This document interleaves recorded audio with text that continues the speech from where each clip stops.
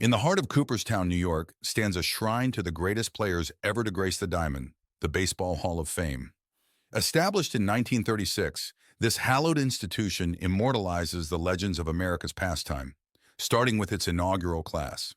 As baseball grew in popularity across the nation, the idea of a Hall of Fame began to take shape. And by 1936, the dream became a reality, and a select group of players were enshrined forever. Let's take a closer look at the pioneers who paved the way for generations of baseball greatness. First, let's revisit the voting process. The inaugural Baseball Hall of Fame class presented a unique challenge. While the concept of modern baseball had taken root by 1901, the sport boasted a rich history dating back to the 19th century. Consequently, the first ballot encompassed the entirety of professional baseball, with even active players in contention. A total of 226 votes were cast by eligible members of the Baseball Writers of America. Each vote had a maximum of 10 possible names, and on average, there were 9.87 names per ballot. In contrast, the 2024 ballots had an average of 7.0 names. People expected Babe Ruth's and Cobb's selection as unanimous, especially since both men got 100 out of the first 100 votes. Thus, the Hall's chair was shocked when Ruth missed his first. There was a similar reaction to Cobb's. Eventually, Cobb topped the voting, followed closely by Ruth. Three other legends, Honus Wagner, Christy Mathewson, and Walter Johnson, passed the 170-vote threshold and joined the inaugural class. The top 15 in the 1936 voting all eventually made it into the Hall. This included the three active players, Mickey Cochrane, Lou Gehrig, and the almost retired Rogers Hornsby. Let's briefly explore the careers of these five men in order of how many votes they got. Tyrus Raymond Cobb, known as the Georgia Peach, was a fierce competitor whose unparalleled skill on the field was matched only by his controversial reputation. Love him or loathe him, Ty Cobb's impact on the game is undeniable. Cobb was born in 1886 in Narrows, Georgia, and 19 years later, he'd burst into the scene as a rookie with the Detroit Tigers. In his first full season, he led the American League in RBIs, stolen bases, hits, batting average, and OPS, foreshadowing the remarkable career that lay ahead. Throughout his 24-year career, Cobb rewrote the record books of Major League Baseball. He won an astonishing 12 batting titles, and when he retired, he had set 90 Major League records. But perhaps Cobb's most impressive accomplishment came off the field. In 1936, when the Baseball Hall of Fame held its inaugural vote, Cobb received the highest percentage of votes of any player. He got 222 out of 226 votes for a percentage of 98.2%, a record that would stand for 56 years. As we honor the inaugural class of the Baseball Hall of Fame, we pay tribute to the incomparable Ty Cobb, a true legend whom we can call baseball's first Hall of Famer. George Herman Babe Ruth, the Sultan of SWAT, redefined the game with his towering home runs and larger-than-life persona. His legacy remains etched in the very fabric of baseball.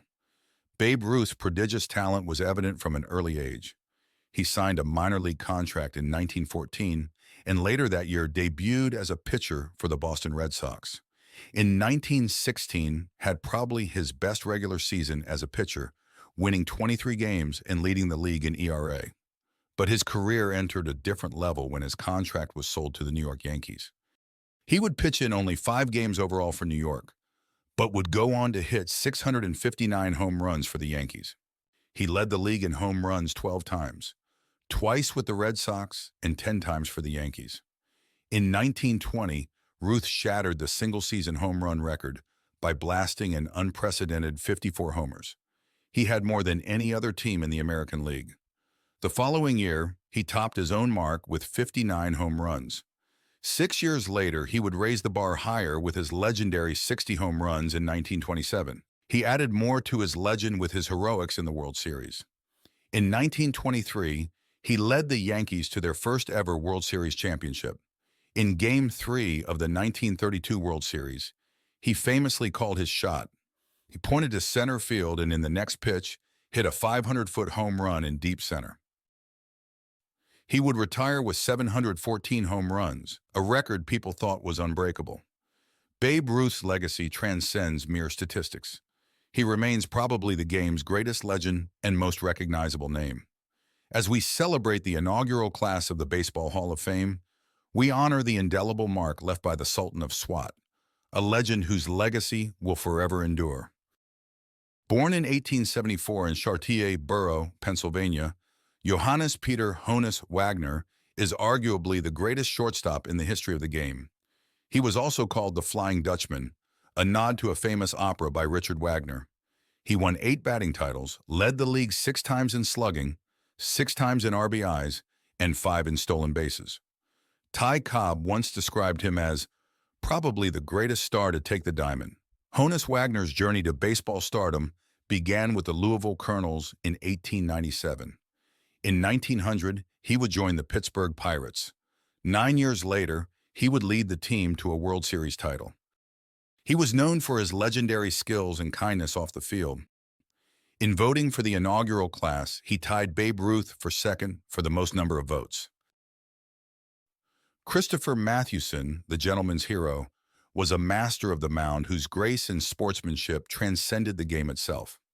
Born in 1880 in Factoryville, Pennsylvania, he made his major league debut in 1900 with the New York Giants. Throughout his illustrious career, Christy Mathewson amassed a staggering array of accomplishments.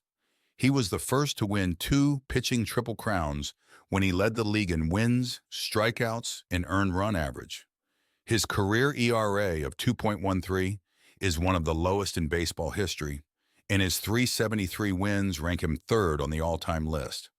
But perhaps Mathewson's most enduring legacy was his unparalleled success on baseball's grandest stage, the World Series. In 1905, he led the New York Giants to victory over the Philadelphia Athletics with 3 complete game shutouts, earning him the nickname the Big Six and solidifying his status as a legend of the game.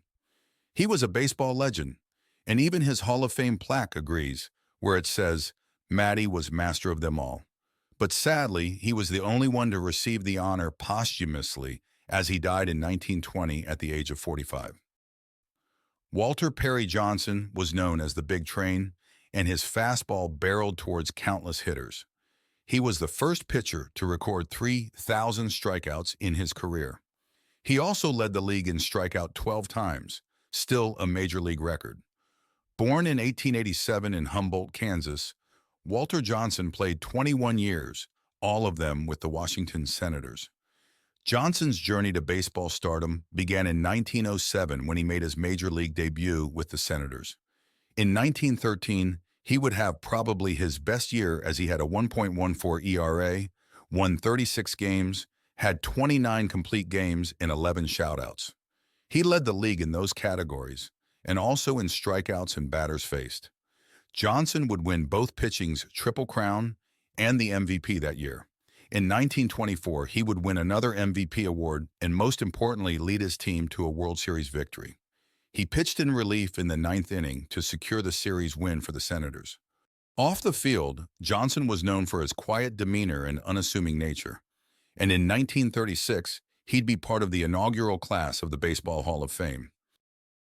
There you have it, the inaugural class of baseball's Hall of Fame, the first and probably greatest class ever.